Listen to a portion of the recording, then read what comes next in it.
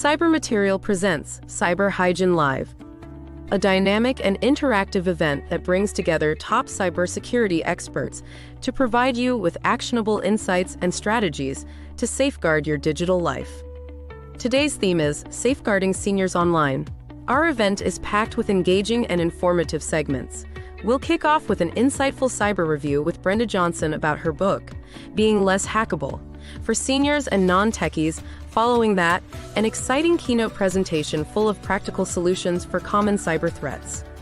Each segment will be followed by a Q&A session where you'll get the opportunity to ask insightful questions to the presenters. Without further ado, let's get started with a short video, Decoding Cyber Threats for Seniors.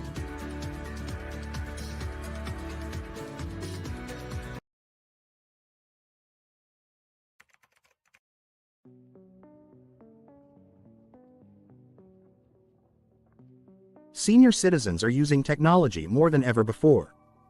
Smart devices help them stay connected with their loved ones and get essential goods and services from the comfort of their homes. Seniors are among the prime targets for cybercrimes.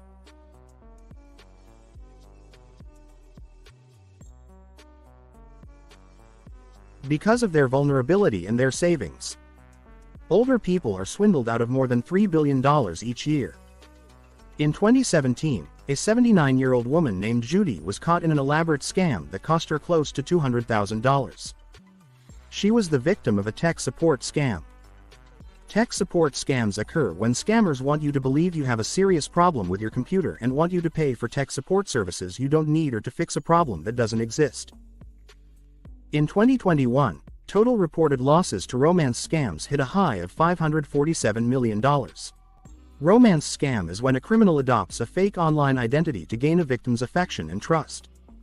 A 79-year-old man fell victim to a romance scam and was conned out of over $700,000 over 2 years. Online shopping scam is another widely reported type of fraud. It occurs when scammers pretend to be legitimate online sellers, either with a fake website or a fake ad on a genuine retailer site. In 2021, people over 60 reportedly lost at least $52 million from online shopping scams according to AARP. Other common types of scams are imposter scam. Scammers pretend to be someone you trust to convince you to send them money. Sweepstakes scam. Scammers contact you via mail, internet, and the phone with promises of a prize such as a car, a vacation, or a large sum of money and require you to pay fees to claim your prize. Timeshare sale and resale scams. Investment scams and health insurance scams are also prevalent among the elderly. The scams can take place over the phone, online, or in person.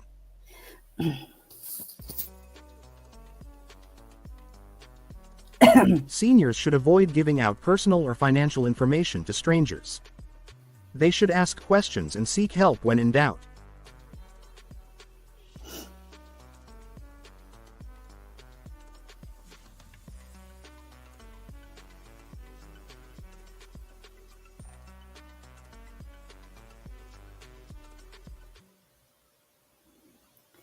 Welcome everybody to Cyber Hygiene Live.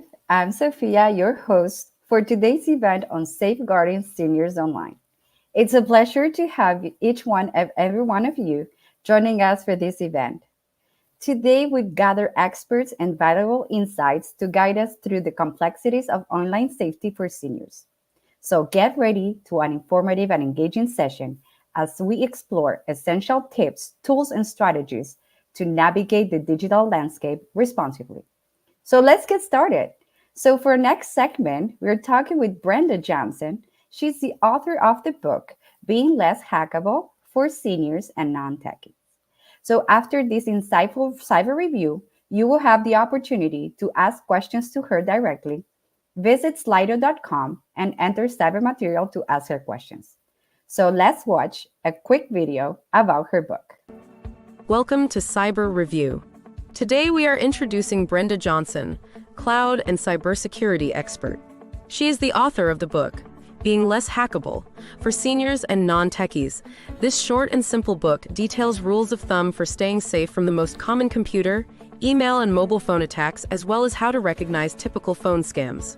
Let us welcome Brenda Johnson and Sophia for this insightful cyber review.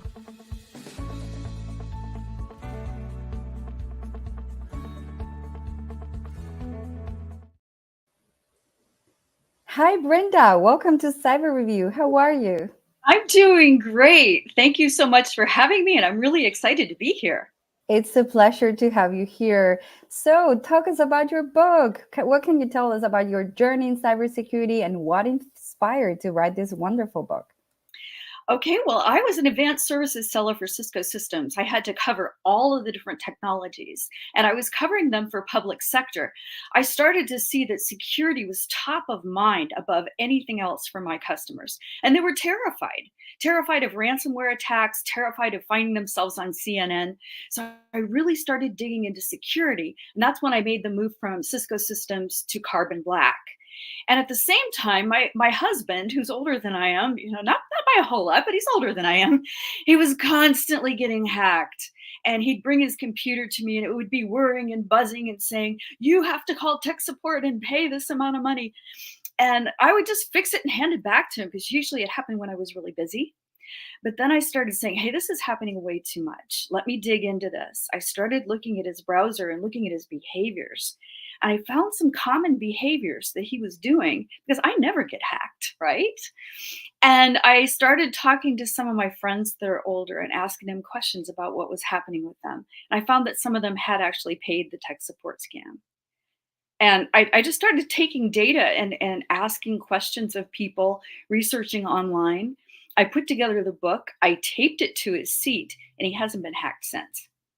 That's great. So it looks like your book is a great resource for the seniors and the non-techies. So what are the specifics that you cover in your book that is very good for these people that they are not well into tech? Okay, well, first of all, I talk about basic browsing behaviors, what to do and not to do. If you're a good speller, then you can enter a site into the search bar and find it. But if you misspell it, you run the risk of coming up with sites that are not legitimate. Password management, really important to use different passwords and not easily recognizable passwords. A lot of seniors want to make it easy, so they use the same password, and it's something simple like their name or their date of birth that's easily guessable. I talk about social media behaviors. You showed in the video earlier that the romance scam is big. The way that starts is if you friend people that you don't know and you start to develop a relationship with them. Something that's a little bit more subtle. If you play those games on Facebook where you answer all these questions, what's your favorite color? What's your favorite song? If you use any of that in your passwords, that's how these thieves go out and find your password. Phishing and vishing scams. Don't answer emails. Don't download attachments if you don't know who they came from. If you have a mobile phone and you get a lot of robocalls, those are getting more and more sophisticated with the use of artificial intelligence. So really important to get something like Nomo Robo. If you have a Ring camera, if you have a Nest thermostat, get a firewall because people can hack into that. And in some of the larger hacks in big enterprises, these have come through the HVAC system, the HVAC system. So really important to do that. Really important to watch your credit cards, watch your ATM card. Don't let anybody stand too close to you. Make sure you have an RFID protective sleeve. I go through all of these things and then some of the common scams that you highlighted in the video earlier as well. That sounds great. So be careful for those men in the shoulders when you're on the ATM, put in your PIN. And what are some specific examples of risky social media behaviors that they should avoid? If somebody clones your profile, you may think, oh, this happens all the time. Report it, stop it, because that person can start reaching out to your friends and asking them for money. And some of those friends might think that that's really you. Yeah, it's you. Mm-hmm. So that's one thing. Another is just really be careful of the romance scams.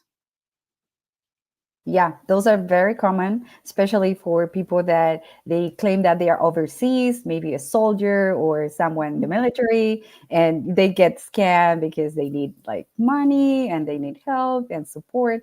So that's great. And when you talk about like, what do you hope readers will take away from your book? What are the crucial lessons that they should take care? When we're older, we tend to go into a comfort zone. We like to have the same computer. We like to have the same passwords. We like to keep things simple and easy. And you really can't do that with computers. You need to make sure that if your browser can no longer take an update, that's time to get a new computer or a new mobile phone, because all of the security updates and upgrades are in the newer browsers. So that's one. And it's not your old car. You can't just go to the junkyard and get a part for it, right? The other thing is just be vigilant. If something looks fishy, it probably is. Don't blindly click on things. The whole idea of mindfulness applies here. Be very, very mindful. And if somebody calls you and claims that they're in trouble, artificial intelligence right now can really fake somebody's voice and even their image. So put the phone down, call that person elsewhere, find out if that's really them. There's a new scam where they're claiming that this person is in trouble, they're going to go to jail. A lot of older people have been built out of thousands and thousands in this scam. It's called the grandparent scam. And I detail that in the book as well. That sounds great. So let's talk about the future. How do you envision the future of cybersecurity and personal data protection? And what steps do you believe seniors or non-techies should take to adapt to the evolving cyber threats? I see AI playing a very large part on both sides of the equation. The bad guys have AI and the good guys have AI. So it's very, very important to keep all of your software up to date. And that includes, obviously, your antivirus, your malware protection. If you have a VPN, and I recommend a VPN in the book, keep your VPN up to date. Keep your equipment up to date. Keep all of the browsers up to date. So that's number one, because these companies are really researching what the bad guys can do with artificial intelligence, and they're trying to stay ahead of that curve. I will update this book so that as new scams hit, I add them and I will talk about what the bad guys are doing with artificial intelligence. But artificial intelligence has the ability to hammer at something over and over again much more quickly than a human hacker can do. So that means that there is a lot of potential for new and very nefarious threats to be happening in the future. Okay, so we look forward to this new update because this is going to be a never-ending book with the Yes, new it is. scams Yes, coming it is. up. Okay, so that's great. So tell us where the readers can get your book and how they can connect with you. Okay, at the bottom of the screen, you'll see my LinkedIn profile. Feel free to reach out to me, ask me any questions you'd like. Also, I have my email address there, so feel free to reach out to me there. The book is on Amazon, so you can find it just by entering the title into Amazon. And there you go. There's a link that came up. Definitely happy to answer any questions anybody has once you get the book. I kept it as simple as possible because I wanted to make sure I envisioned my father reading it. I wanted to make sure that my father wouldn't get bored with it and put it down. That sounds good. And I mean, it's wonderful that you keep it simple because it's for non-techies. And whenever you talk about cyber, everybody gets like freaked out and like, oh no, I'm not going to be able to go through it, right? So that's good. And you talk about your new book. You want to give us a glimpse or what is it about and when is it coming out? Sure. When I was growing up, and I grew up probably a long time ago compared to most of you, girls were discouraged from doing math. We were told, oh, our brains aren't wired the same way as boys. And I'm finding a resurgence of that type of antiquated thinking that's coming about. And I really want to nip that in the bud. I want girls to know that scientific research says that girls' brains and boys' brains are not different. So I'm writing this for really a girl from the ages of about 7 to 12 years old who's having a dialogue with her mom. She's having a hard time with math. She's really struggling, but her mom helps her through it because her mom went through the same thing and understands that math is very important in every phase of life. So I'm entitling it right now, and this could change because it's not published yet. Yes, Virginia, girls can do math. That's great. I very much looking forward to reading that book very soon and get all the girls out there to know that they are capable of whatever they want to do. And I'm looking forward to reading it soon.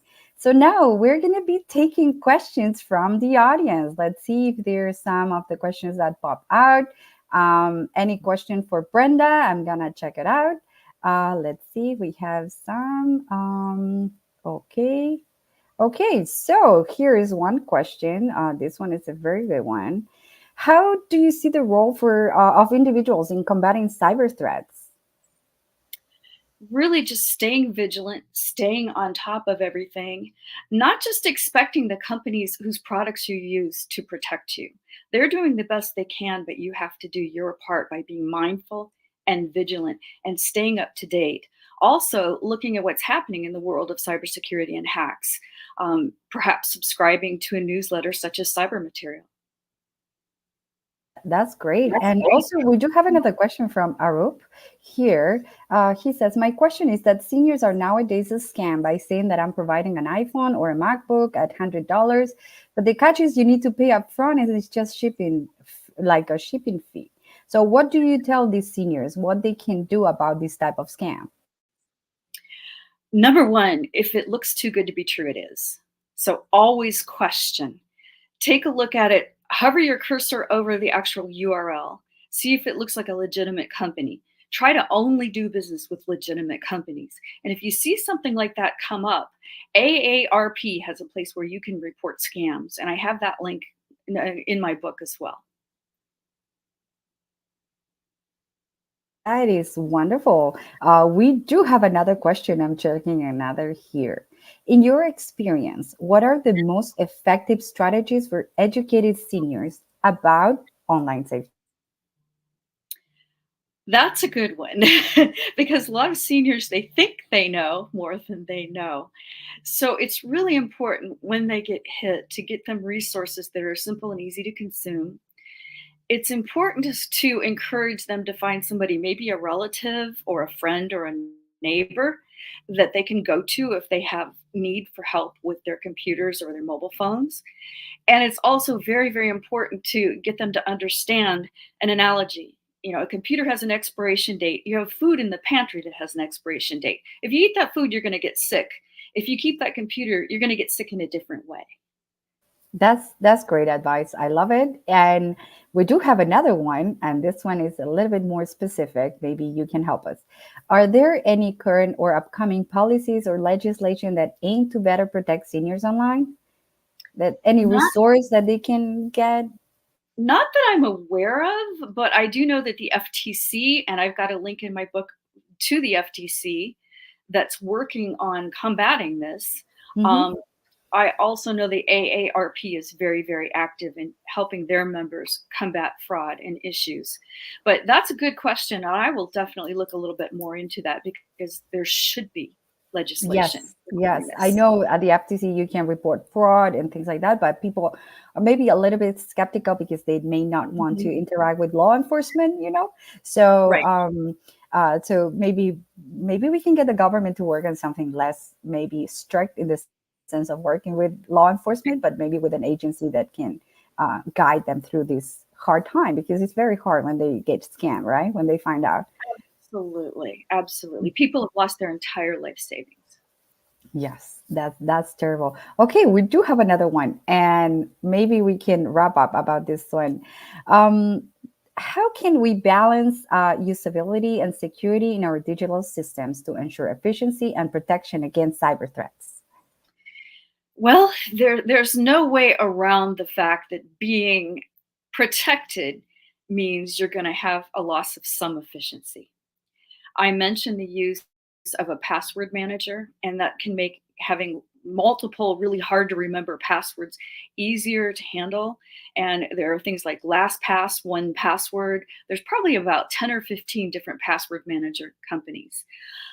You really have to look at the stats for next generation antiviruses and malware protection solutions. Find the ones that don't slow down your operating system too much, because sometimes it can slow it down to a halt. Now, that was more of a problem, say, 10 years ago than it is now.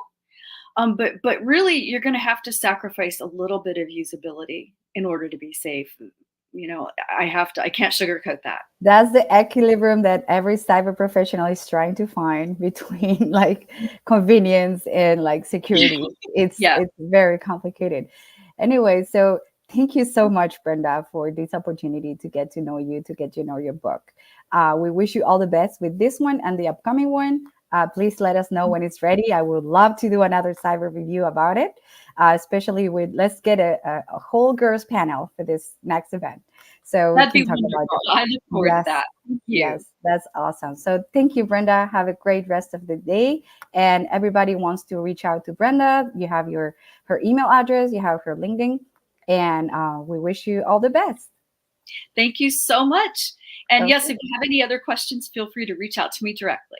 Absolutely. So thank you, Brenda. Bye-bye. Bye-bye. So we just had Brenda Johnson with her wonderful book. We took some questions from the audience. Thank you for participating. And for the next segment, we're going to have Mark Raphael. But before, I wanted to invite every one of you to subscribe to our weekday newsletter, Cyber Briefing. You will get the latest cybersecurity alerts, incidents, and news every morning in your inbox through LinkedIn. So make sure to follow Cyber Material on LinkedIn and subscribe to the Cyber Briefing. So I wanted to show you a small and quick video about what Cyber Briefing is about. Just like the President of the U.S. receives a daily briefing, executives need to be aware of the cyber threats impacting their organizations. Introducing Cyber Briefing, your essential weekday newsletter. Stay ahead of the curve with our timely updates on the latest cybersecurity alerts, incidents, and news. Subscribe now on LinkedIn, Spotify, and Apple Podcasts, or have it delivered straight to your inbox. Don't let your organization be caught off guard. Stay informed. Stay secure with Cyber Briefing.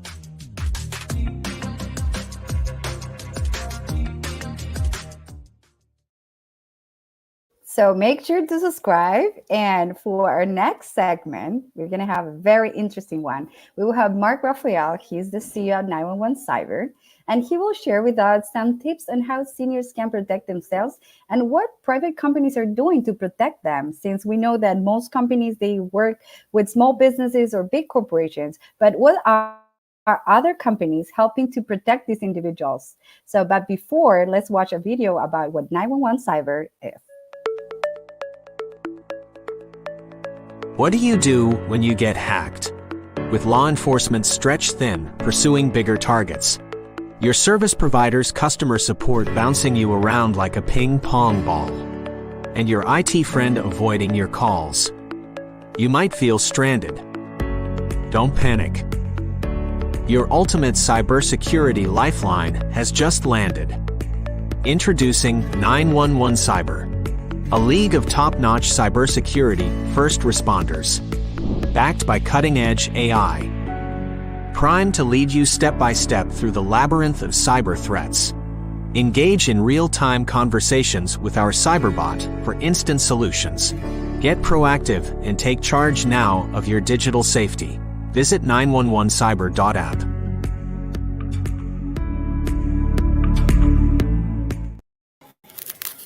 So hi, Mark. Welcome to Cyber Hygiene Live. Thank you for joining us today. How's it going?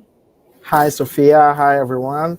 It's a pleasure to be with you, to be able to talk a little bit about safeguarding seniors online. It's always a pleasure talking about cybersecurity and how to protect people, because at the end of the day, that's the main goal of any cybersecurity company or any professional working in the field. So it's a pleasure, and I'm really happy to be able to share some of my experience and what we're working on.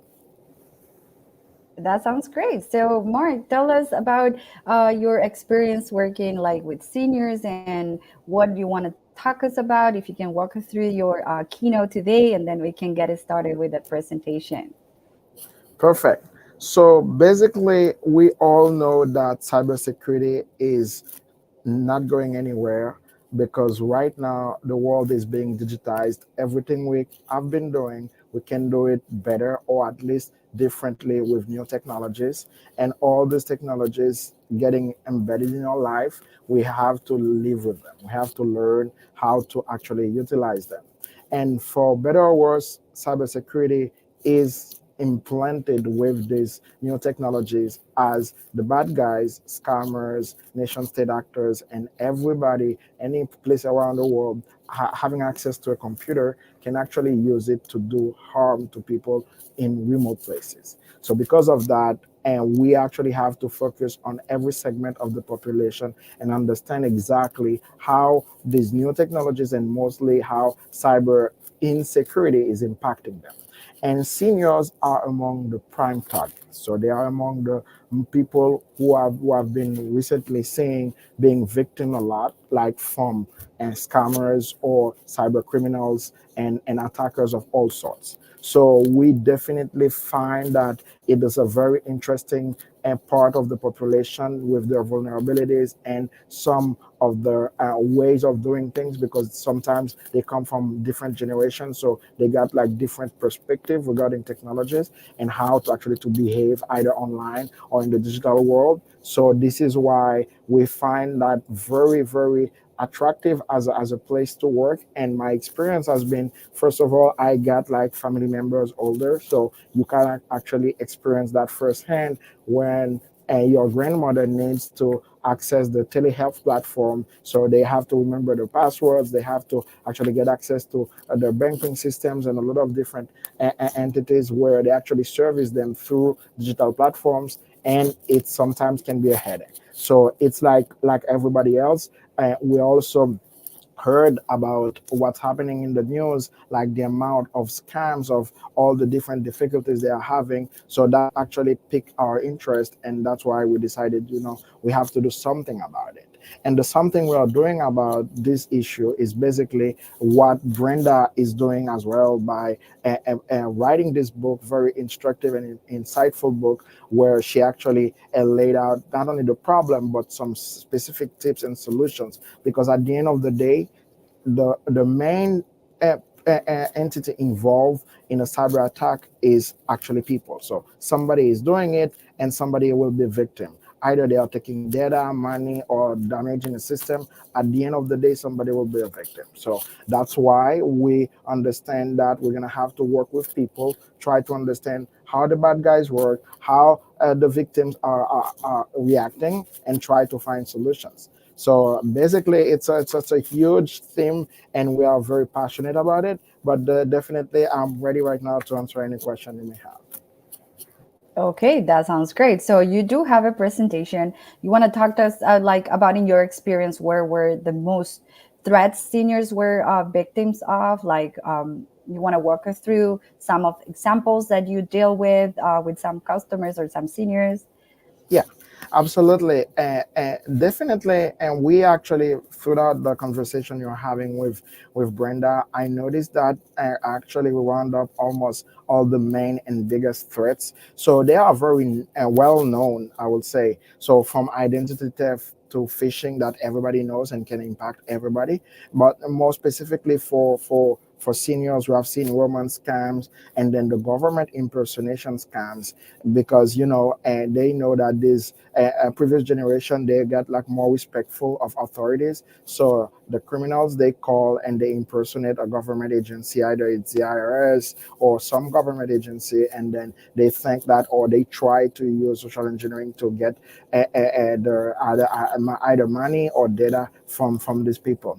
Now what we have seen is that the threats, they're always there. It's just like they may vary depending on the season. For example, right now it's tax season in the US, so you can imagine the amount of calls people are receiving, people impersonating the IRS. So, and for example, when it was for let's say during the pandemic, and people were using online more like telehealth, or they started using telehealth platforms just to get like, and they also receive a lot of calls, people impersonating their doctors or the hospital where they actually get care. And in general, it varies throughout the season, but it always remain almost the same.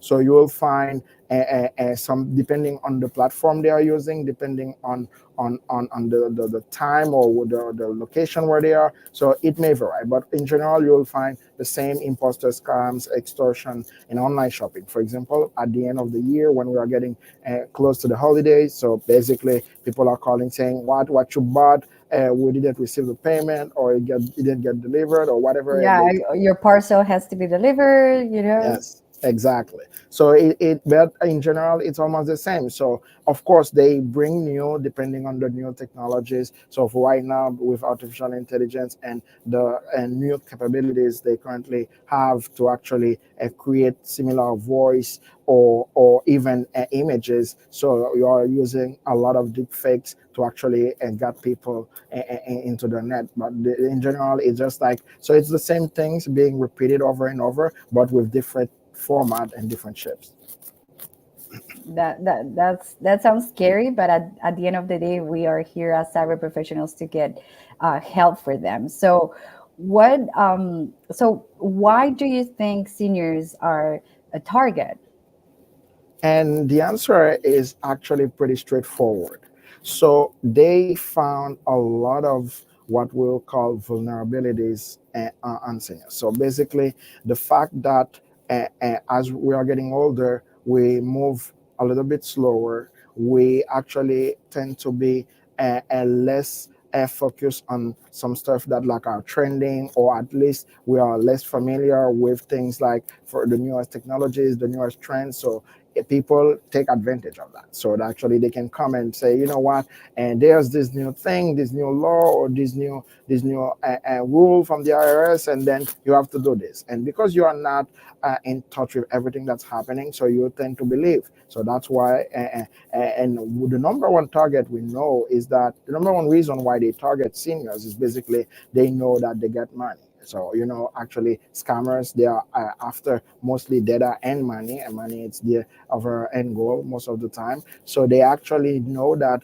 seniors, people getting close to retirement or people already retired, they get like some savings that, and they feel like, these people, because they are vulnerable, we can go after and what they got. And because of that, they actually come with a set of tools and different techniques and strategies to actually do that. Now, we do know also that one of the maybe consequence of getting old, people they are getting old, they are not that immersed in society and going to multiple places, having multiple friends and moving around that much. So this level of isolation makes it also easier for the hackers to go after the seniors. So basically they say, you know what, and because by the time we're gonna at least reach to somebody else, I may be able to actually succeed with my scam. So that means the fact that people sometimes they live alone, or even if they have people around them, but they don't try to talk about what's happening all the time. Sometimes it's private.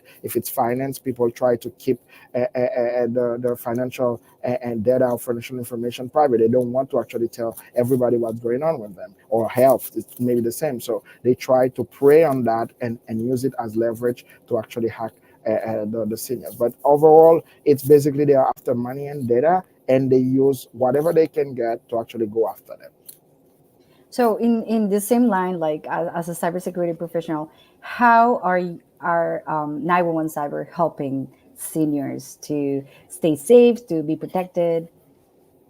So the idea is we actually got a philosophy, and I think it's something we are kind of promoting because we are personally, from my experience, I came from the IT side, like cloud, the servers, the machine side of information technology, and we always tend to focus on the software, on the platforms, on the tools, but not so much on the individuals. But there is a saying in cybersecurity that people, users, they are the weakest link. Now, knowing that, how come every time we are talking about solving these problems, mostly big companies, sometimes governments, they focus on, you know what, we're going to need the best tools, or we're going to need the shiny firewalls and all this stuff. I'm not saying those instruments, they are not useful. Actually, they are.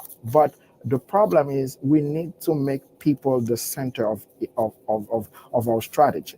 So that's actually what we're doing at 911 Cyber. We believe that people actually, protection and people, they start with the same P. So we actually should put protection into people, basically. So how we do that, we start with preparedness. We try to prepare individuals by educating them, by raising awareness, by actually understand their security posture. Because, I've seen countless of software, of tools, SaaS tools mostly, that can actually run a security assessment or security posture assessment of an entire company. But what you will see, they always tend to neglect the people. So that means, oh, you can have the best firewall and the best security perimeter, but if one of your employee, they get hacked either at their home or while they are traveling for business, they may actually bring it to, and they can take down your entire company. So because of that, we should focus on getting people ready and should understand also how they are vulnerable. So preparedness is the one thing we can achieve by education. So how we do that, we basically get tools that first, when we get a customer, we got like an AI to talk to them, basically to understand, so we can keep the data private, so we can understand what they got at home or in their life that makes them vulnerable. So once we understand that, we say, you know what, next thing we're gonna do is giving you a plan, because it's not only companies that need incident response plan, security policy for their environment. People actually do, because we now have multiple devices like smart TVs, smart door locks, cameras everywhere. We get like 1,000 emails and social media accounts. So because of that, we need to understand how to actually protect those things. And we don't have, most people, they don't have a manual. So if you hear from here, from there, some specific tips, you say, okay, that's good, but most of the time you forget about that. Now, if you get this somewhere, you can revisit, or you actually know that you get this information and I can get access to it anytime, that's gonna make a difference. The second P is about prevention. So we understand that no matter what we do preparing people, but we still have to be vigilant. That means to try to understand what's going on, to know about the latest threats, because the bad guys, they do have access to the same technologies and sometimes even better technologies, and they can create malware, they can create any type of hack, and they can get into any technology, any system. So because of that, we actually do monitoring of all sorts. So basically, a deepfake monitoring, reputation management. We actually make sure that people can, let's say that you went to a hospital and the hospital get hacked. You know that the hospital get hacked. Probably your data was in this data dump, so you can actually at least take actions, either because before. We know that when the big companies and the mega corporations, when they get hacked, sometimes it takes time to actually reveal or disclose the information, and that make people vulnerable. But if that means, so that's why we establish some monitoring platforms that can actually help those people to know before or ahead of time, so they can actually take actions. But we do monitor to know exactly what are the threats, so they can actually prevent them. So it's not only when this happens we're going to take actions, we monitor to prevent. And then the third one is protect. By protection, we talk about the tools. So we know that we can't absolutely solve some of those issues if we don't get like powerful tools. Let's say that you no matter how informed or vigilant a user, a senior can be, they probably won't be able to defend a hack. Let's say that there is a SQL injection in a website they're accessing, or there is an adware on a website that is legitimate, but they hack the company. So we actually need tools, and those tools we're talking about VPNs, we're talking about firewall, antivirus software, we're talking about secure email, we're talking about secure cloud storage, we're talking about calendar. So this one is something I particularly pay attention to. It's like, you can't imagine the amount of people that are using OpenLight calendar that are like free, available, and they actually put. I do believe that after your email, your calendar is probably the thing that reveals the most stuff about you, because you get all your contacts coming there, in people you are connecting with, locations you are visiting, and stuff like that. Have you ever imagined if one of these platforms get hacked, and because it's a free platform, so you don't have anything to say? That means they're just gonna send a message. I'm really sorry about that. We got hacked. We are trying to resolve the issue, and in the meantime, change your passwords. That's basically what they're gonna say. And now, if you actually get access to tools that can actually prevent those things or protect you. That's something. So basically, we really use the best tools I think available right now with the latest technologies, so we can protect people. And finally, the prevailing part, which is actually our specialty. So we focus on being available for people when they need it the most, because it doesn't matter if you have the best tools, if you can prevent and you are prepared, you need help if you get hacked. So you need to know who to call, what to do. And the who to call, it's not always evident, because with law enforcement, very busy. They are actually fighting the bad guys at the highest level. So they actually get a lot in their plate, and they may not be able to answer every single call. And that's understandable. That means we can't blame them, because they get a lot. Let's say that there's a cyber attack occurring every 39 seconds. So somebody needs to investigate. We may have like an infinite number of people working for law enforcement. They wouldn't be able to actually track and follow up on all those cases. So in this case, on the private sector, we feel that there's a need for that, and we are there. So that means we are trying to help people solve this issue. That means you get hacked from your account being and you can get access to your account because somebody took over your email or your social media to run somewhere, or something even more nefarious. You're being extorted just because somebody got your pictures, or they actually do a deep fix and they are using it against you. So we are there to help them navigate through these waters. Probably they don't know sometimes that requires access to law enforcement, that requires specific or specialized skill set to actually deal with the problems. So that's the philosophy we use, and that's how actually we are helping them. That's great, Mark, and thank you for what you're doing for the seniors. And before we jump into our next slide, let's talk about like people will be able to ask you questions. So go to slido.com and enter cyber materials so you can ask questions to Mark. So now we go to our next slide, which is when and how they get hacked. The short answer is everywhere and all the time. So that means the bad guys, they don't have like a schedule, they don't have like an agenda, and they actually, when I say everywhere, I'm not exaggerating, different platforms, multiple platforms. So of course, whenever it's digital, it's easier, but they actually use some of those old systems as well. So you will see that, of course, a lot of those scams, they are over the phone. So even if you don't use a smartphone, they actually call you over the phone and they try to get to siphon data or money.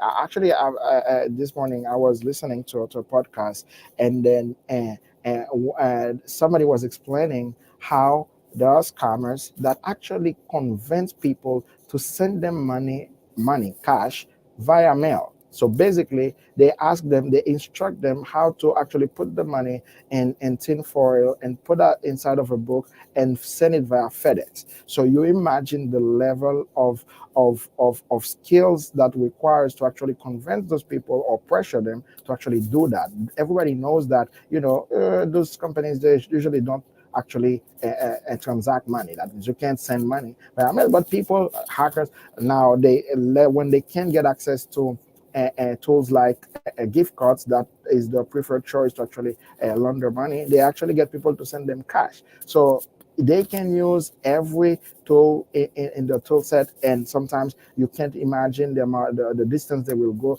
to actually do harm. So from the smartphones, the analog phone, and all those apps we get on our phone, the games and the communication apps, and then the mail, I've seen hacks where companies or people, like scammers, pretending to be companies, they send mails, they send letters to adults or other people, basically saying, you know what, because it's gonna be it's Medicare enrollment time, so you're gonna actually need to fill this, put your social security and everything that, and then you're gonna get some discount, or you're gonna get you're gonna get, I don't know what sort of benefits. And then people, they actually don't know, they think that it's legitimate, or they don't actually verify, and they go and they put the data They just fill it up and they yeah, send it back. we have seen that. We have seen cases Wow. like that, and we have actually even here. Actually, I've seen that sometimes in the streets, people in corners actually offering like free phones or free devices or free whatever in exchange of gathering data from those individuals. And of course, people they actually don't think through exactly if those people are legitimate or what. And sometimes it may be legitimate and companies actually doing campaigns, marketing campaigns, or sweepstakes offering things. But the problem is they are everywhere. So that's why you need to remain vigilant. And it's not like they are sleeping or they are in vacation. No, actually they are always working all the time, and they get all the tools so they can reach out from any platform. So that's why people need to really pay attention and take care. Okay, so Mark, now that we know the where, the when, the how, and why, can you tell us resources that seniors can use and they can get help and how they can protect themselves?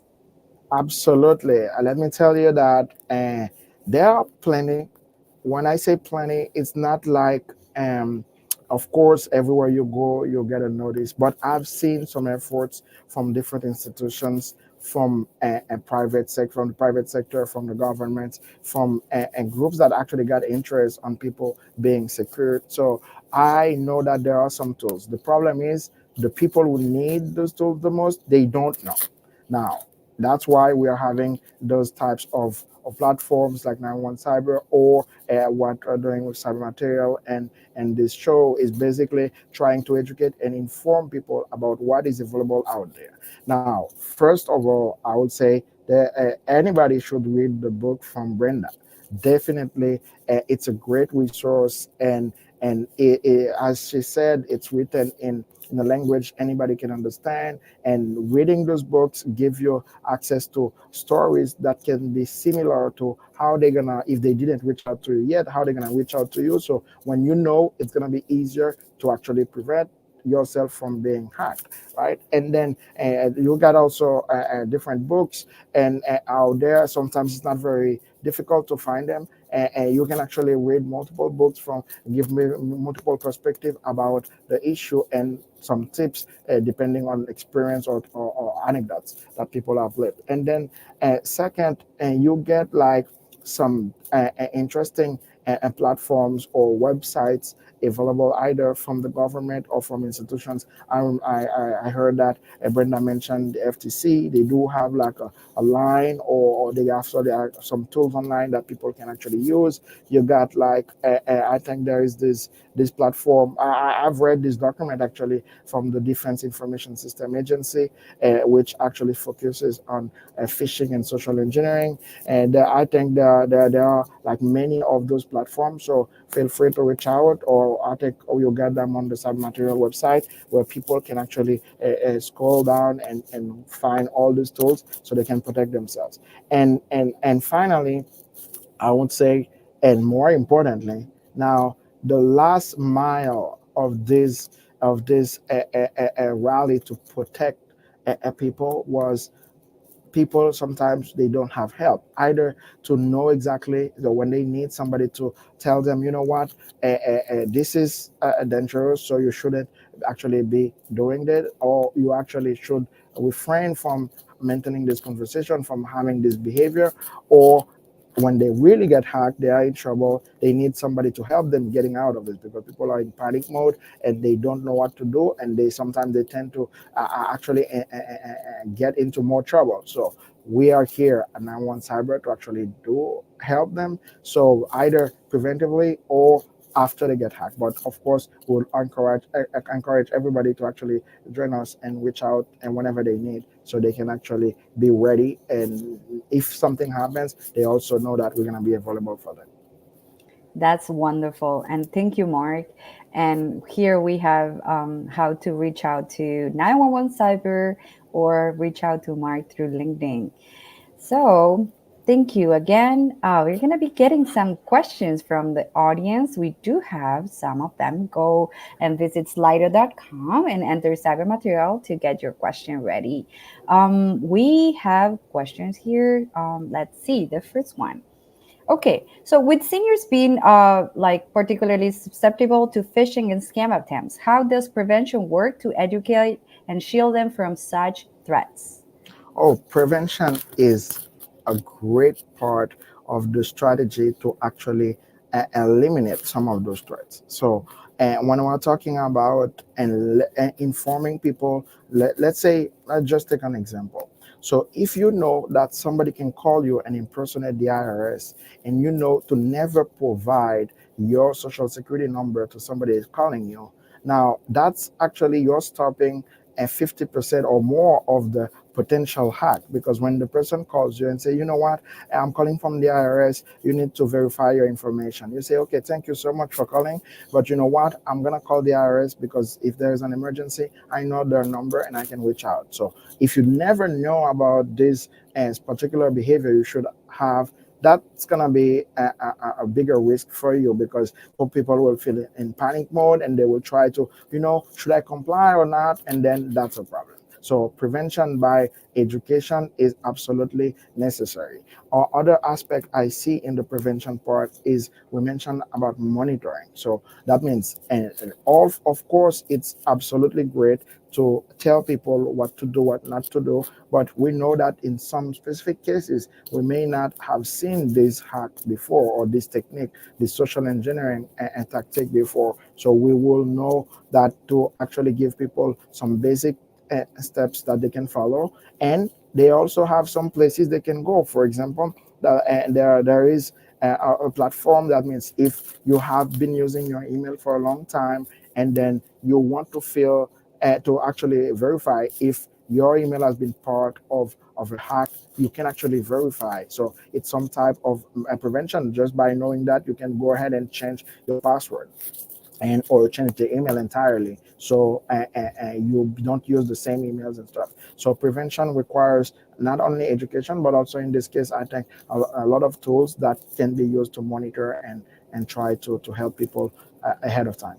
Yeah. Okay, thank you, Mark. And then we do have another question here from John Sullivan. Question for Mark: how seniors can reach out to 911 Cyber if their computer is locked? That's a good question. Actually, you can do that via multiple channels, but and basically, get a phone line, that's a hotline that people can call, and also. The idea is we are making this platform available through different other AI systems. So let's say if you get an Amazon Echo, you can just say, we'll be able to say very soon, hello, Amazon Echo is Alexa. Alexa. Alexa, you're gonna say, Alexa, can I speak to 911 Cyberbot? And then Alexa gonna transfer you, so you will be able to speak To with our troubleshoot it. AI and troubleshoot your issue. So there are more. We're gonna make it available almost everywhere, so people they don't actually need to get a website to get a computer. They can do it via phone, even via SMS. So we are making it available in multiple platforms, so people can reach out and wherever they are facing the threats. That's great. And then one last question here. Can you discuss the importance of partnerships in enhancing cybersecurity measures for seniors? So partnerships, I think that's a good word, and we don't have it in the 5P, but it's there because actually it's almost impossible to actually solve the problem only one company or one entity.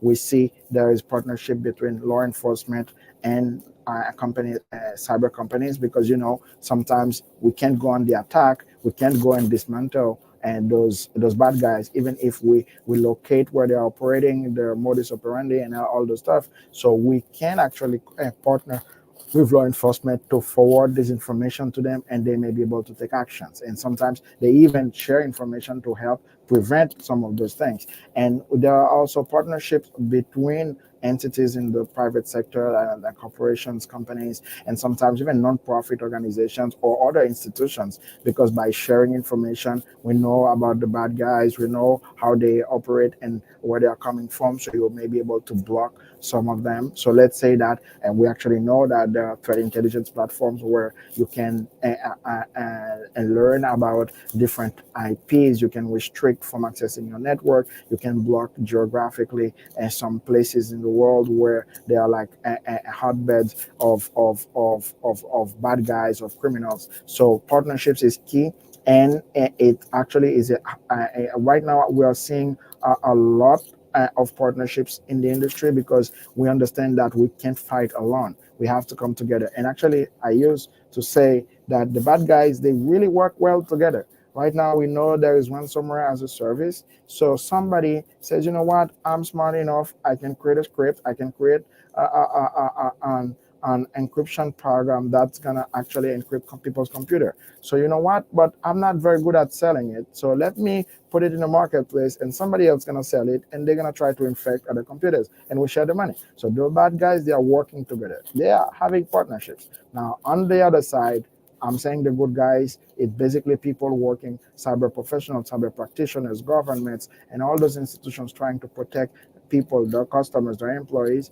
We actually have to come together to not only share information, but share and tactics, share strategies, and share sometimes plans, and even collaborate on taking actions together to be able to actually solve part of this problem. We know it may not be solved entirely 100%, but at least we can reduce the number of cyber crimes occurring on a daily basis.